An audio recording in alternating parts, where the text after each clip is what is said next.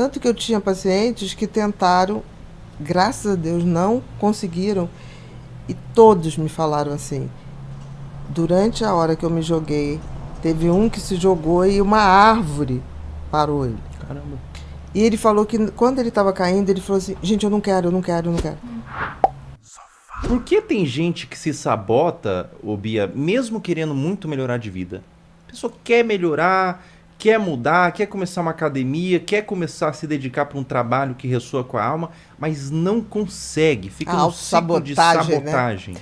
Exatamente, porque o cérebro é uma maquininha que ele prefere o ruim conhecido do que a possibilidade do bom que ele não conhece. Se você deixar o seu cérebro sozinho, né, se você não tomar para si a tomada de consciência que teu cérebro não é você, ele influencia muito, ele é muito bacana, mas você vai ter que conduzi-lo. Ele vai repetir o que é confortável. Por exemplo, fazer exercício.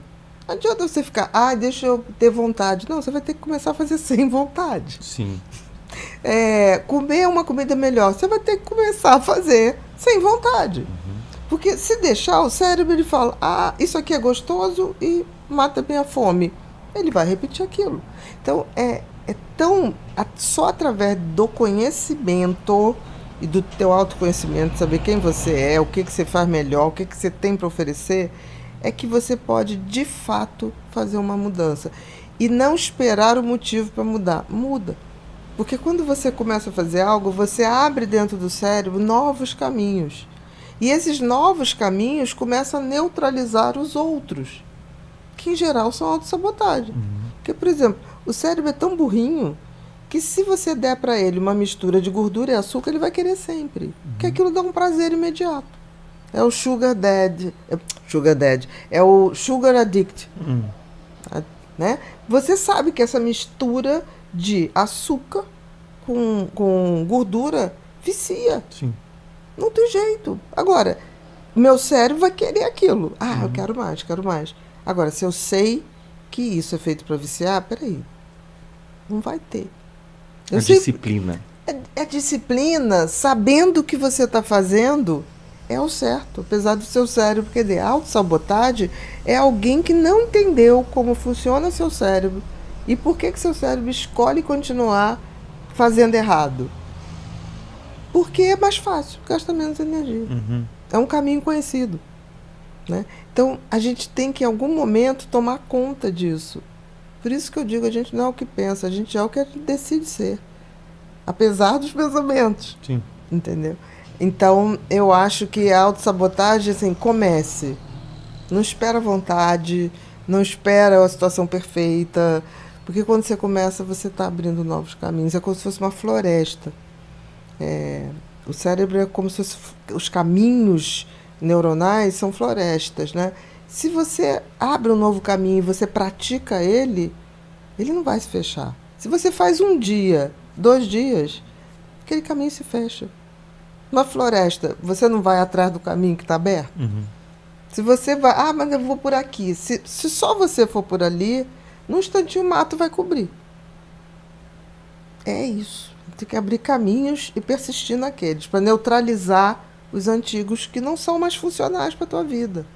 Maravilha, perfeito. Ô Bia, Vamos. eu te chamar de doutora. Agora? Porque pode falar Bia só, Bia, né? Bia. Eu costumo, na verdade, chamo todo mundo de doutor. Vamos lá. Ô Bia, uma pergunta que eu faço, sempre quando vem um psicólogo, já veio a Tariana, ela não é psicóloga, ela é psicóloga, terapeuta, né? ela é psicanalista. Psicanalista. Isso. A Tariana e veio Acho que ela é terapeuta. Terapeuta, de base psicanalista. Veio também o Álvaro Machado Dias, conhece? Não, Álvaro não, a Tariane conheço. O Álvaro Machado Dias é neurocientista. Genial no Brasil. Inteligentíssimo. E eu fiz essa mesma pergunta. E quero perguntar agora pra você. Ô Bia, o que você diria pra alguém que tá pensando em se matar? Primeiro, que é só um pensamento. Não acredite nos seus pensamentos piamente. porque eles são mutáveis. Segundo, você pode não acreditar, procure ajuda, porque tudo passa até o desespero.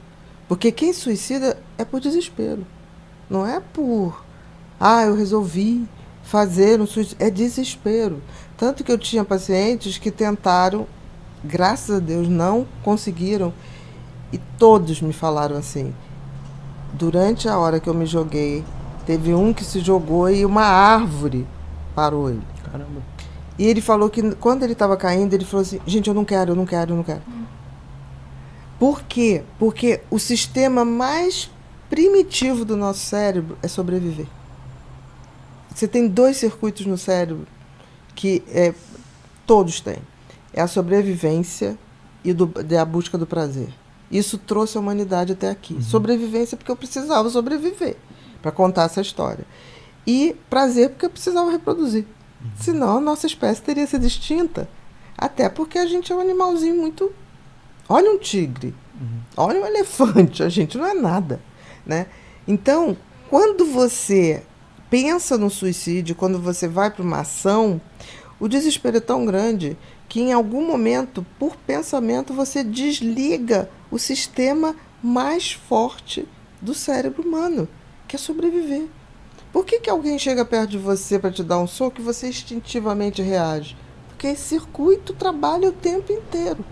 Então, o suicídio é uma coisa que é contrária à essência do funcionamento dessa máquina. E aí, eu sempre digo, desespero a gente vai ter, mas assim, procura ajuda, porque as pessoas que tentaram e tiveram tempo e não morreram, todas tiveram a sensação do arrependimento, porque esse sistema funcionou.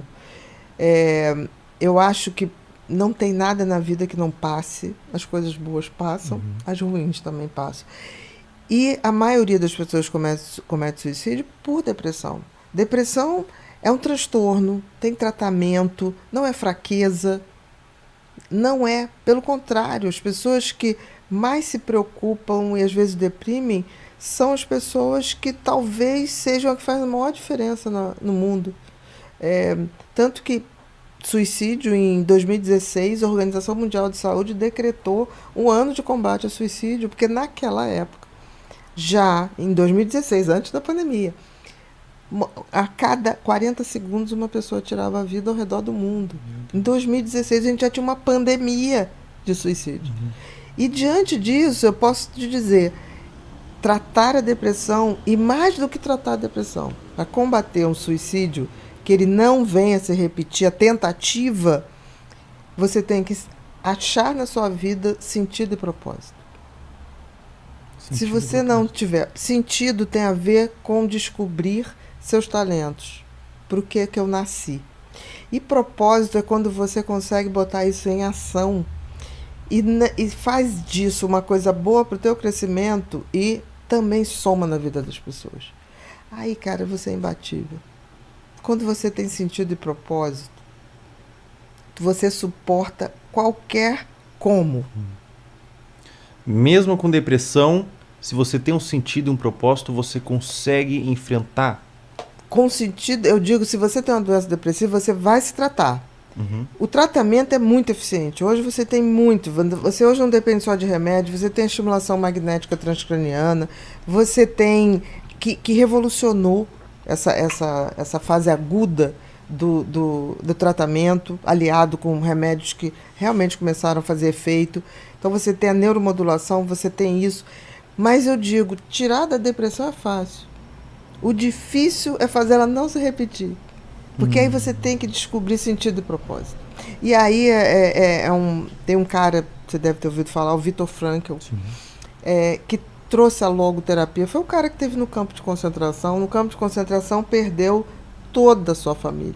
Perdeu mãe, pai, perdeu mulher grávida, perdeu todo mundo.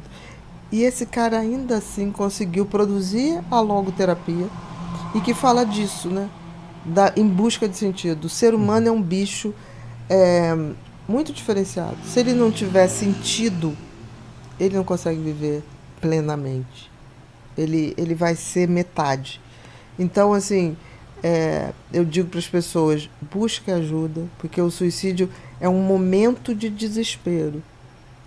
E se a gente puder, nesse momento de desespero, ter acolhimento, ter tratamento e depois buscar, porque todo mundo tem sentido e propósito na vida, tem que ter.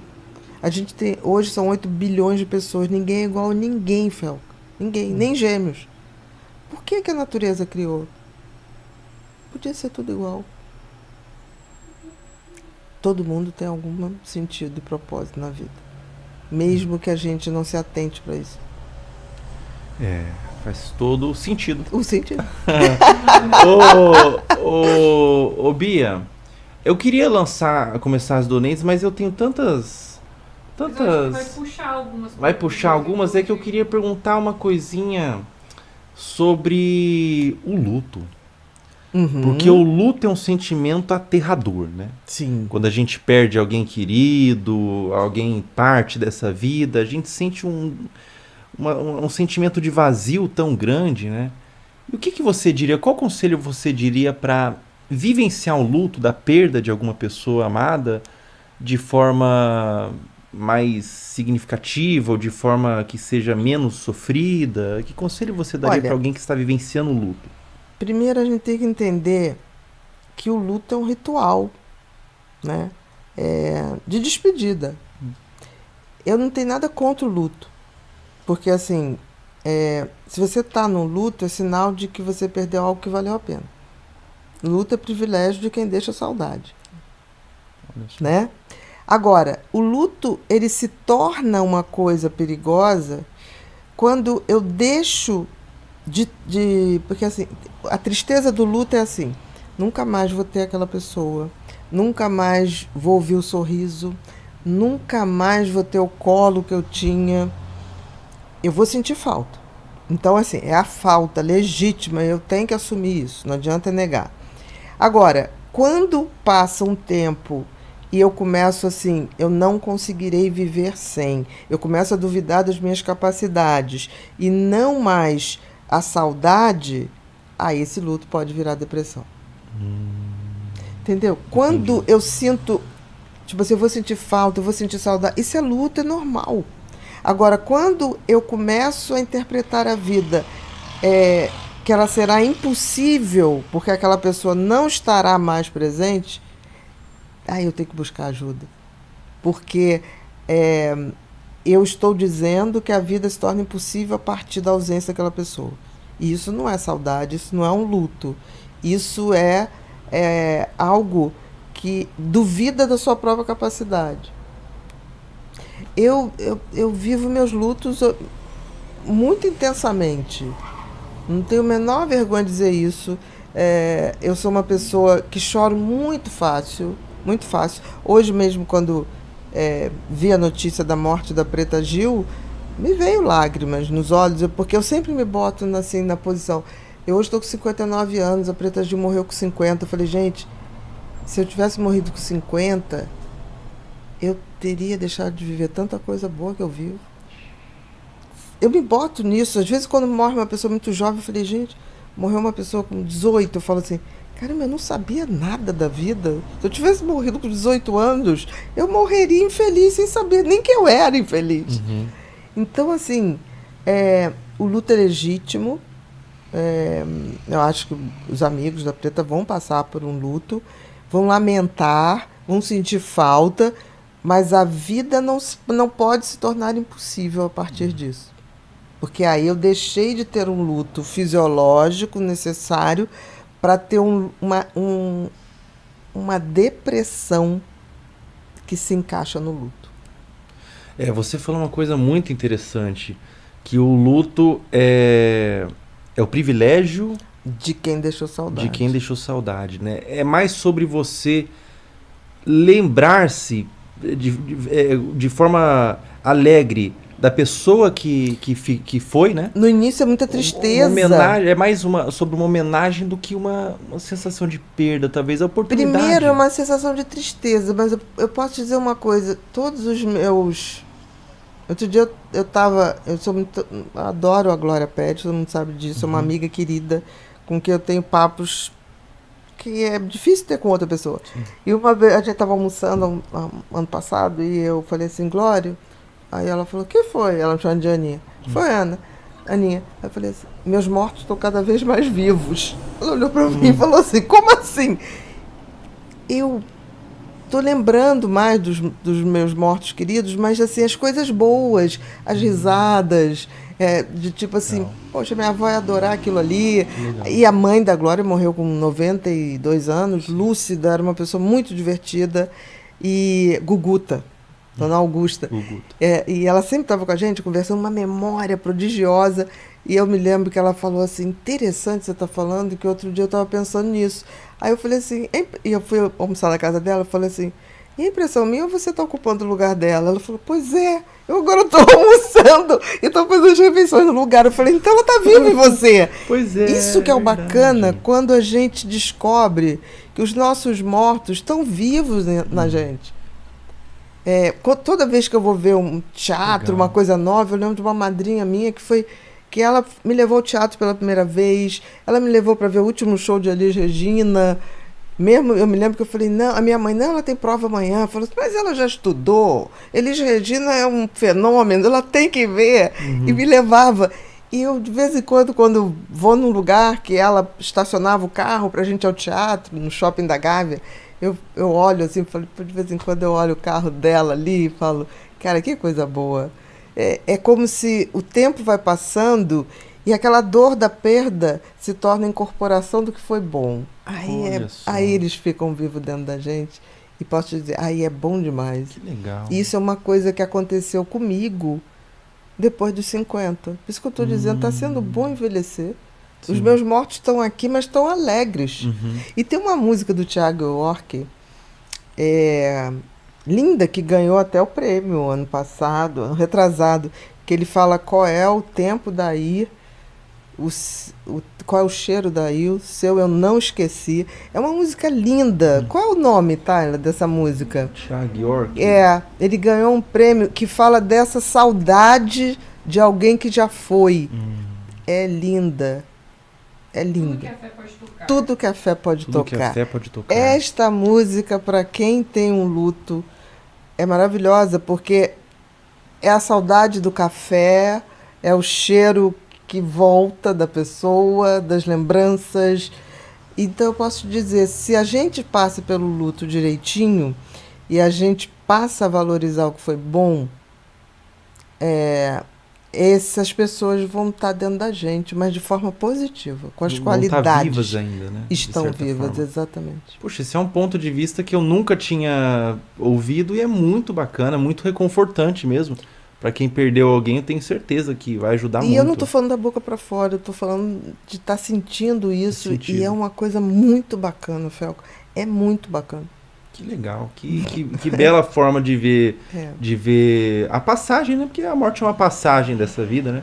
Que bela forma de ver essa passagem e faz todo sentido, né? Você manter a memória viva, enquanto a memória da pessoa está viva, enquanto ainda o que ela deixou, os ensinamentos está viva, as experiências, a pessoa ainda está viva, mesmo que não esteja presente. As brincadeiras bobas, assim, é muito interessante isso. Com o tempo, só fica coisa boa. Por isso que eu digo, eu hoje sou uma pessoa, já há bastante tempo, que eu vivo para criar boas memórias. Me chame para coisas boas. Porque, assim, eu não vou perder meu tempo com coisa que não vai me dar boas memórias. Sim. Né? Porque, assim, e boas memórias nos outros também. Porque todo mundo vai. A diferença é que a gente não sabe. Eu brinco que nem aquele filme Soul, né? Soul. Que tem a fila. Às vezes alguém pula a fila, às vezes você se adianta, às vezes aquele mais novo que você acha que não ia, vai na frente, aquele mais velho demora mais. A gente não sabe a ordem da fila, mas eu vivo todo dia para poder, tipo assim, se for o último dia, tá valendo. Sim. Tá valendo. Você fazer coisas hoje que o seu tempo seja bem utilizado. Com certeza, com certeza. Por exemplo, quando a gente se falou lá no Instagram, e eu falei assim, eu tirei 20 dias de férias depois de 15 anos. Eu só tirava 5. 5, 8, assim, esticando, né? Feriadinho. E aí, quando você falou, eu falei, putz, eu não vou poder, mas eu posso em julho. Você lembra que eu falei, eu posso. Sim. E eu estava muito feliz para vir aqui, porque eu falei assim, tenho certeza que não vou lá desperdiçar meu tempo. Vou fazer o tempo valer. E tá valendo. Tá valendo muito pra você, pra mim e com certeza pra todo mundo que tá assistindo aí, né?